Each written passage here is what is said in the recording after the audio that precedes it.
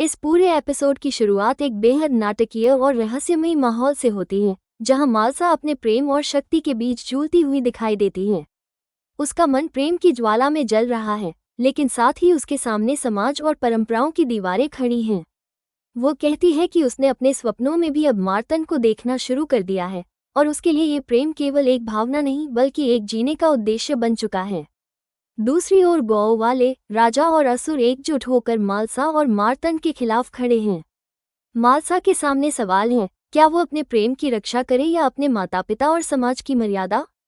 इसी बीच माहौल और भी तनावपूर्ण तब हो जाता है जब लोग पत्थर उठाकर मार्तन पर प्रहार करना शुरू करते हैं, लेकिन मार्तन शांत रहता है। वो कहता है कि जब तक उस पर व्यक्तिगत हमला हुआ उसने सहा, लेकिन अब जब उसके प्रेम पर वार हुआ है तो वो मौन नहीं रह सकता। मार्तन की आंखों में आक्रोश और संकल्प साफ झलकता है कि अगर प्रेम पर वार किया गया तो वह इस धरती पर दुश्मनों को गाड़ देगा। वो मालसा को ये कहकर आश्वस्त करता है कि उसका उद्देश्य किसी व्यक्तिगत लड़ाई से बड़ा है और उसके लिए वो अपने प्राण तक न्यौछावर करने को तैयार है। यहीं पर गौ वालों का असली रूप भी सामने आता है। वे न्याय और धर्म की बात तो करते हैं, लेकिन असल में एक निहत्थे और निर्दोष पर वार कर रहे होते हैं। मार्तन उन्हें रोकते हुए कहता है कि अगर एक और पत्थर उठा तो वह अब चुप नहीं रहेगा और असुरों का संहार कर देगा। इस पल मार्तंड केवल एक साधारण मनुष्य नहीं बल्कि देवताओं जैसी शक्ति से भर जाता है। वो परशुराम, स्वामी नारायण और शिव मल्हारी का आह्वान करता है। उसकी शक्ति देखकर सब लोग थम जाते हैं। तभी महादेव की पीड़ा का जिक्र आता है। नंदे जी बताते हैं कि महादेव असुरों के छल से गहरी चोटिल हो चुके हैं और अब उन्हें बचाने के लिए किसी को आगे आना होगा। मालसा का मन द्रवित हो जाता है और वह महादेव की चिंता में डूब जाती है। इस बीच महाराज भी मौन और विचलित दिखाई देते हैं। उनके सामने मालसा खड़ी है और वो उसकी आंखों में देखकर कांप जाते हैं, जैसे उन्होंने साक्षात अपना काल देख लिया हो। एक मंत्री या सहयोगी उनसे प्रश्न करता है कि आखिर ऐसा क्या है मालसा की आंखों में जिससे आप इतने विचलित हो गए हैं?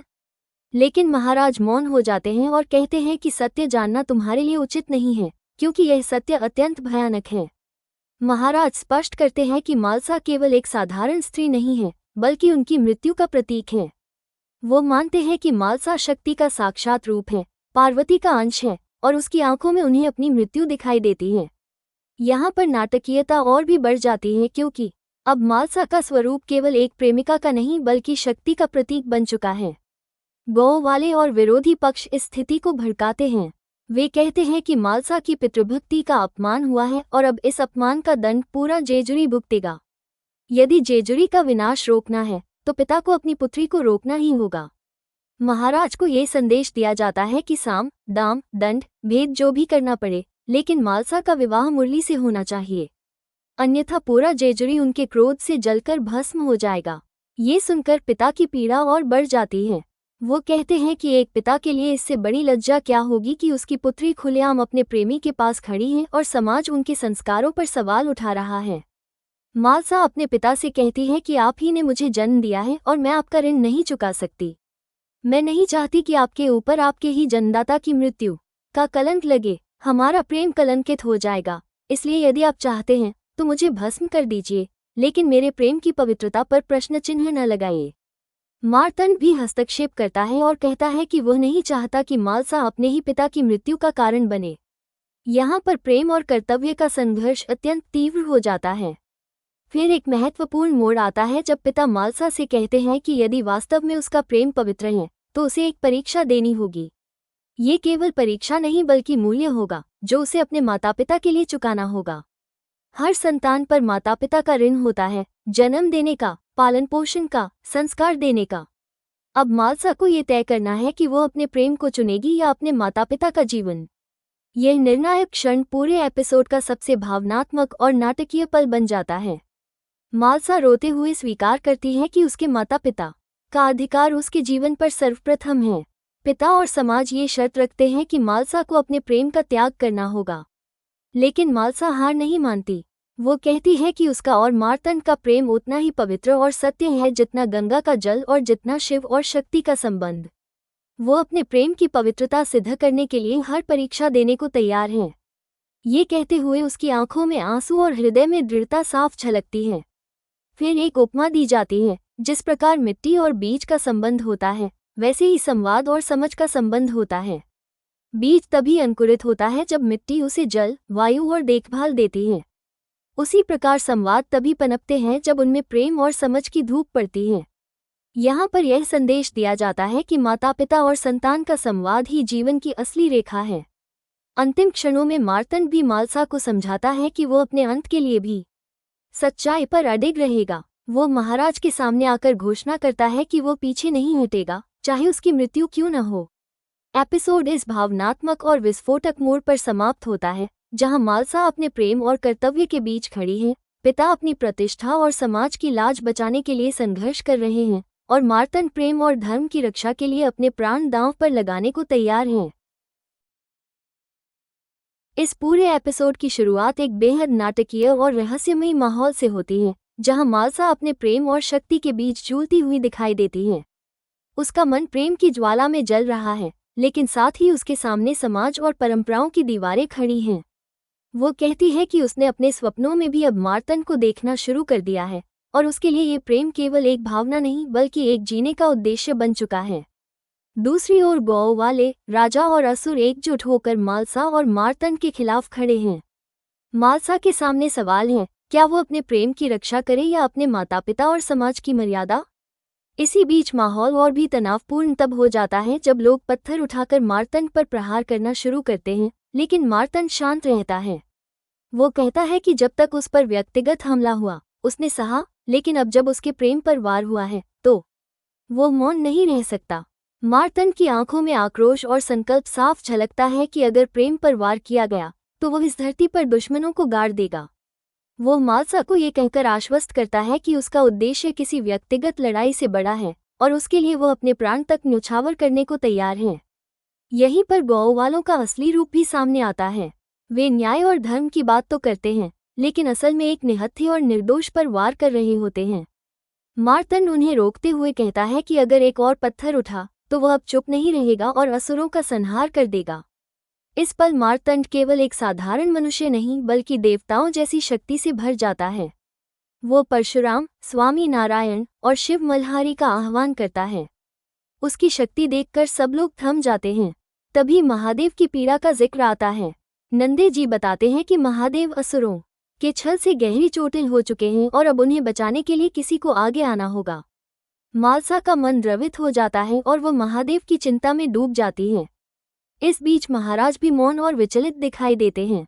उनके सामने मालसा खड़ी है और वो उसकी आंखों में देखकर कांप जाते हैं, जैसे उन्होंने साक्षात अपना काल देख लिया हो। एक मंत्री या सहयोगी उनसे प्रश्न करता है कि आखिर ऐसा क्या है मालसा की आंखों में जिससे आप इतने विचलित हो गए हैं? लेकिन महाराज मौन हो जाते हैं और कहते हैं कि सत्य जानना तुम्हारे लिए उचित नहीं है, क्योंकि यह सत्य अत्यंत भयानक है। महाराज स्पष्ट करते हैं कि मालसा केवल एक साधारण स्त्री नहीं है बल्कि उनकी मृत्यु का प्रतीक है। वो मानते हैं कि मालसा शक्ति का साक्षात रूप है, पार्वती का अंश है, और उसकी आंखों में उन्हें अपनी मृत्यु दिखाई देती है। यहाँ पर नाटकीयता और भी बढ़ जाती है, क्योंकि अब मालसा का स्वरूप केवल एक प्रेमिका का नहीं बल्कि शक्ति का प्रतीक बन चुका है। गौ वाले और विरोधी पक्ष इस स्थिति को भड़काते हैं। वे कहते हैं कि मालसा की पितृभक्ति का अपमान हुआ है और अब इस अपमान का दंड पूरा जेजुरी भुगतेगा। यदि जेजुरी का विनाश रोकना है तो पिता को अपनी पुत्री को रोकना ही होगा। महाराज को ये संदेश दिया जाता है कि साम, दाम, दंड, भेद जो भी करना पड़े, लेकिन मालसा का विवाह मुरली से होना चाहिए, अन्यथा पूरा जेजुरी उनके क्रोध से जलकर भस्म हो जाएगा। ये सुनकर पिता की पीड़ा और बढ़ जाती है। वो कहते हैं कि एक पिता के लिए इससे बड़ी लज्जा क्या होगी कि उसकी पुत्री खुलेआम अपने प्रेमी के पास खड़ी है और समाज उनके संस्कारों पर सवाल उठा रहा है। मालसा अपने पिता से कहती है कि आप ही ने मुझे जन्म दिया है और मैं आपका ऋण नहीं चुका सकती। मैं नहीं चाहती कि आपके ऊपर आपके ही जन्मदाता की मृत्यु का कलंक लगे। हमारा प्रेम कलंकित हो जाएगा, इसलिए यदि आप चाहते हैं तो मुझे भस्म कर दीजिए, लेकिन मेरे प्रेम की पवित्रता पर प्रश्न चिन्ह न लगाइए। मार्तंड भी हस्तक्षेप करता है और कहता है कि वह नहीं चाहता कि मालसा अपने ही पिता की मृत्यु का कारण बने। यहाँ पर प्रेम और कर्तव्य का संघर्ष अत्यंत तीव्र हो जाता है। फिर एक महत्वपूर्ण मोड़ आता है जब पिता मालसा से कहते हैं कि यदि वास्तव में उसका प्रेम पवित्र है तो उसे एक परीक्षा देनी होगी। ये केवल परीक्षा नहीं बल्कि मूल्य होगा जो उसे अपने माता पिता के लिए चुकाना होगा। हर संतान पर माता पिता का ऋण होता है, जन्म देने का, पालन पोषण का, संस्कार देने का। अब मालसा को ये तय करना है कि वो अपने प्रेम को चुनेगी या अपने माता पिता का जीवन। यह निर्णायक क्षण पूरे एपिसोड का सबसे भावनात्मक और नाटकीय पल बन जाता है। मालसा रोते हुए स्वीकार करती है कि उसके माता पिता का अधिकार उसके जीवन पर सर्वप्रथम है। पिता और समाज ये शर्त रखते हैं कि मालसा को अपने प्रेम का त्याग करना होगा, लेकिन मालसा हार नहीं मानती। वो कहती है कि उसका और मार्तंड का प्रेम उतना ही पवित्र और सत्य है जितना गंगा का जल और जितना शिव और शक्ति का संबंध। वो अपने प्रेम की पवित्रता सिद्ध करने के लिए हर परीक्षा देने को तैयार हैं। ये कहते हुए उसकी आंखों में आंसू और हृदय में दृढ़ता साफ झलकती है। फिर एक उपमा दी जाती है। जिस प्रकार मिट्टी और बीज का संबंध होता है, वैसे ही संवाद और समझ का संबंध होता है। बीज तभी अंकुरित होता है जब मिट्टी उसे जल, वायु और देखभाल देती है। उसी प्रकार संवाद तभी पनपते हैं जब उनमें प्रेम और समझ की धूप पड़ती है। यहाँ पर यह संदेश दिया जाता है कि माता पिता और संतान का संवाद ही जीवन की असली रेखा है।